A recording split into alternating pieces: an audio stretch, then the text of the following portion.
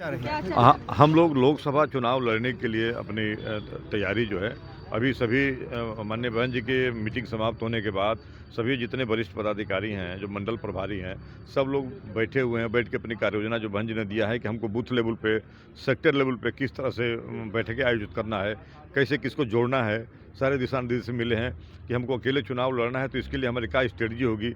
अब उस स्ट्रेटजी को हम अपने सेक्टर में कैसे जाके बताएं, अपने पोलिंग बूथ पोलिंग पे लोगों को कैसे समझाएं। अब उसके लिए जो है हम बैठक करेंगे और अभी से हम जो कि कल से ही हम लोकसभा के चुनाव के लिए अपना एक तरह से हम लग गए हैं। सर, एक चर्चा ये भी थी कि पार्टी में कुछ नए पिछड़े और अति पिछड़े चेहरे शामिल किए जा सकते हैं, उसको लेकर कोई चर्चा हुई है? नहीं, बाकी बिल्कुल वो तो हमेशा स्वागत रहता है भाई। जो हमेशा देखिए बहुजन समाज पार्टी सर्व समाज की पार्टी है, इसमें तो सबको अधिकार मिलता है। बहुजन समाज पार्टी का नारा ही है कि जिसकी जितनी हिस्सेदारी उसकी उतनी भागीदारी।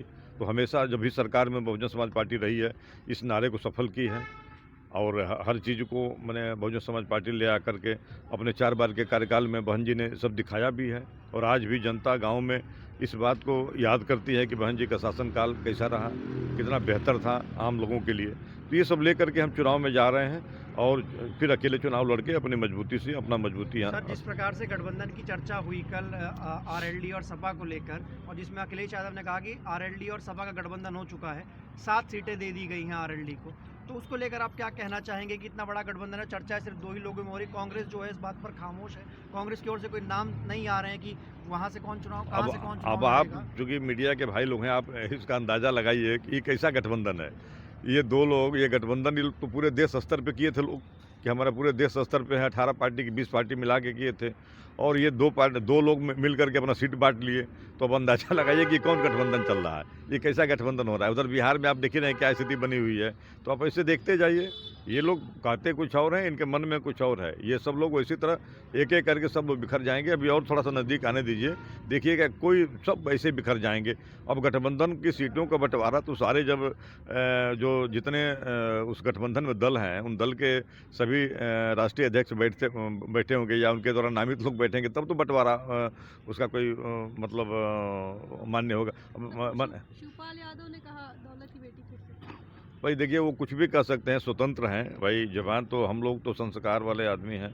अब हैं तो भाई ठीक है भाई, उनको भाई जो अगर ये कहा गया, अब किस बात पे कहें भाई, वो तो शुरू से लोग कहते हैं, शुरू से लोग उन लोगों का वही मतलब आचरण है कहने का। तो हम लोग तो किसी के प्रति इस तरह से असंसदीय भाषा का प्रयोग नहीं करते हैं, इसलिए कि बहुजन समाज पार्टी एक अनुशासित पार्टी है। सर, एक सवाल और रहेगा, तीसरे मोर्चे की चर्चा को लेकर क्या बसपा बात कर रही है? क्या बसपा तीसरा मोर्चा बनाएगी? अगर ऐसी कोई स्थिति आएगी तो माननीय बहन जी आपको बुला के जरूर बताएंगे। अभी तक तो माननीय बहन जी आपको 15 को प्रेस को संबोधित भी की थी। उन्होंने स्पष्ट किया था कि हम अकेले चुनाव लड़ने जा रहे हैं। प्राण प्रतिष्ठा पर कोई बात कही बहन जी ने? नहीं, प्राण प्रतिष्ठा जाने पे की बहन जी ने बात कही थी। नहीं, प्राण प्रतिष्ठा पे बहन जी ने आपको उस दिन भी बताया कि हमें कार्ड मिला है, मैं उनका स्वागत करती हूँ। अभी चूँकि अभी हमको पूरे देश में अपने कार्यक्रम देखने हैं, तो अभी व्यस्तता की वजह से अभी तय नहीं कर पाई। अगर जैसा होगा मैं आपको बता दूंगी। आगे भी अगर वहाँ पे जैसे मान लीजिए बाबरी मस्जिद भी बन रही है, उनको भी उन्होंने कहा कि उन लोग भी हमें इन्वाइट करेंगे, उनका भी स्वागत है। तो बहुजन समाज पार्टी ही धर्मनिरपेक्ष पार्टी है, ये सभी धर्मों का सम्मान करती है। इसलिए बहुजन समाज पार्टी इस तरह की नहीं है कि किसी के प्रति कुछ ऐसा भेदभाव तरीके से बोले।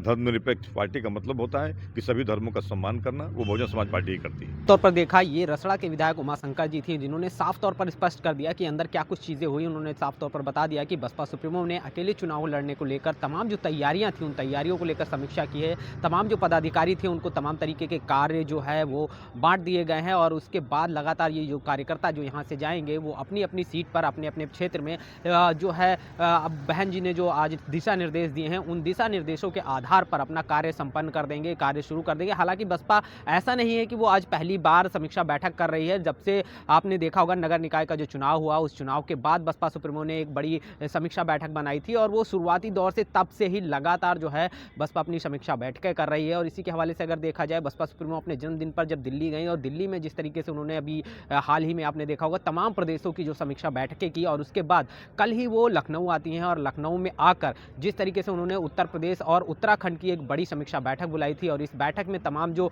पदाधिकारी उत्तर प्रदेश और उत्तराखंड उत्तराखंड के थे, वो तमाम जो लोग थे वो तमाम चीज़ें यहाँ पर मौजूद थे। और जिस तरीके से लगातार शुरुआती दौर से ये कवायद लगाई जा रही थी कि शायद तीसरा मोर्चा बने, गठबंधन को लेकर कोई बातचीत हो, या बसपा सुप्रीमो जो चुनाव लड़ेंगे उसको लेकर कुछ बात हो, तो इस तरीके की तमाम जो बातें लगातार उठाई जा रही थी, उन बातों को लेकर जिस तरीके से जो उमाशंकर जी ने बहुत साफ से कह दिया है कि किस तरीके से जो ये बैठक रखी गई है, साफ तौर पर इसका जो मोटिव था, ये 2024 का जो लोकसभा चुनाव है, इस लोकसभा चुनाव में बसपा को जो कार्यकर्ता है उसको तमाम तरीके के दिशा निर्देश दिए गए हैं, उनकी तैयारियों की जांच की गई है, उसकी समीक्षा की गई है।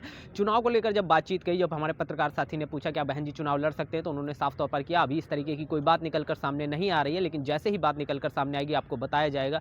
तीसरे मोर्चे की भी बात उन्होंने साफ तौर पर स्पष्ट कर दिया कि तीसरे मोर्चे पर अगर कुछ ऐसा होगा तो भी हम बताएंगे। हालांकि उन्होंने साफ तौर पर इनकार भी नहीं किया है कि ऐसा हम नहीं करेंगे, और ना ही उन्होंने स्पष्टता ये भी कहा है कि हम ऐसा कुछ करने वाले हैं। तो इस तरीके की तमाम बातें जो है उमाशंकर जी ने स्पष्ट कर दी है चुनाव को लेकर। जब उमाशंकर जी के चुनाव की जब बात की गई तो उन्होंने भी साफ तौर पर यह कह दिया कि अगर बहन जी मुझे जिम्मेदारी देती हैं तो हम इसको जरूर लड़ेंगे। और शिवपाल यादव पर उनकी एक बड़ी बात निकल कर आई, जिस तरीके से उमाशंकर यादव से जब पूछा गया कि शिवपाल यादव ने बहन जी को दौलत की बेटी यानी दलित की बेटी ना होकर दौलत की बेटी बोला है, तो इसको लेकर जो है उमाशंकर ने साफ तौर पर स्पष्ट कर दिया कि हम जो है संस्कारी लोग हैं, हम इस तरीके की भाषा का प्रयोग नहीं करते हैं। बसपा एक अनुशासित पार्टी है और अनुशासित पार्टी में रहने का सबसे बड़ा यही है कि हमें अनुशासन में रहकर ही तमाम चीज़ों को स्पष्ट किया जाता है। और उन्होंने साफ तौर पर कह दिया कि ये अभी से नहीं बोला जा रहा था, शुरुआती जब से शुरुआत हुई काफ़ी दिनों से ये चीज़ें बोली जा रही है। बसपा सुप्रीमो को इस तरीके की अनर्गल भाषा का प्रयोग किया जाता है, उनको समय समय पर उनकी छवि को खराब करने के लिए कहीं ना कहीं दौलत की बेटी, इस तरीके की तमाम चीज़ें जो है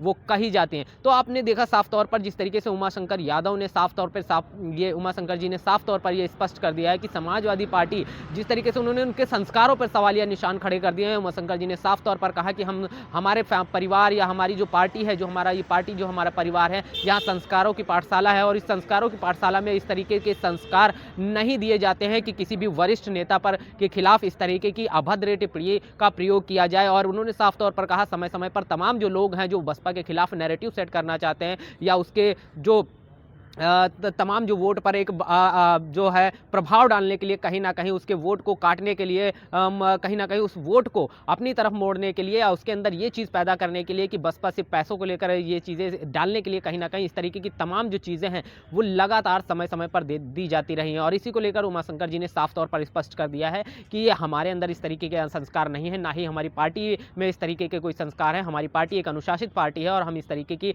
अनर्गल टिप्पणी नहीं देते। और जो यादव जी ने बोला है, जिस तरीके से शिवपाल यादव जी ने जो बोला है, इसमें उनके संस्कार झलकते हैं। इस तरीके की बात जो है उमाशंकर जी ने साफ तौर पर स्पष्ट कर दी है। वो पूरा बयान आप लोगों ने देखा, उस बयान में वो तमाम जो सवालों को बेबाकी से जवाब देते हुए नजर आ रहे हैं और वो साफ तौर पर ये भी स्पष्ट करते हुए नजर आ रहे हैं कि ये जो बैठक रखी गई है समीक्षा बैठक है 2024 के चुनाव को लेकर, जो बहुजन समाज पार्टी की जो तैयारियां हैं उनको तेज किया गया है, उन तैयारियां कहां तक पहुंची है उसकी समीक्षा की गई है और आने वाले समय में कैसे तैयारी करनी है, कैसे अपने क्षेत्र में तमाम चीज़ों को मजबूत करना है, उसको लेकर आवश्यक जो दिशा निर्देश दिए गए हैं, उन दिशा निर्देशों के आधार पर तमाम जो कार्यकर्ता हैं, चाहे वो उत्तराखंड के हों चाहे वो उत्तर प्रदेश के हैं, उन्हीं दिशा निर्देशों के आधार पर पार्टी को और ज़्यादा मजबूत करेंगे और अपने अपने क्षेत्रों में जाकर लोकसभा चुनाव को लेकर तैयारियां करेंगे। बहरहाल जिस तरीके से आपने देखा शिवपाल यादव के संस्कारों को लेकर बातचीत निकल कर आई, बहन जी के चुनाव लड़ने की बात को साफ तौर पर स्पष्ट कर दिया गया कि वो चुनाव को लेकर अभी जैसे अनाउंस होगा तो बताया जाएगा। तीसरे मोर्चे की बात पर भी उन्होंने स्पष्टता बात रखी। तो बहरहाल आपका इन सारे मुद्दों पर क्या क्या कहना है?